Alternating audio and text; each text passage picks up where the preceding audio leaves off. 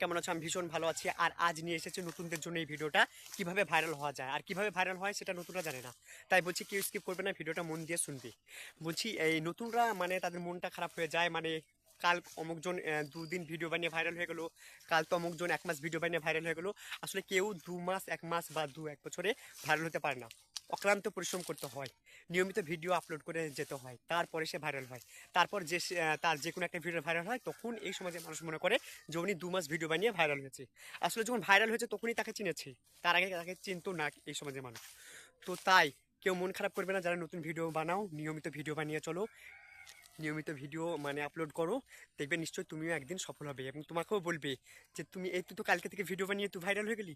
আসলে ভাইরাল হতে গেলে অনেক পরিশ্রম করতে হয়, অনেক কষ্ট করতে হয়, তবেই ভাইরাল হয়।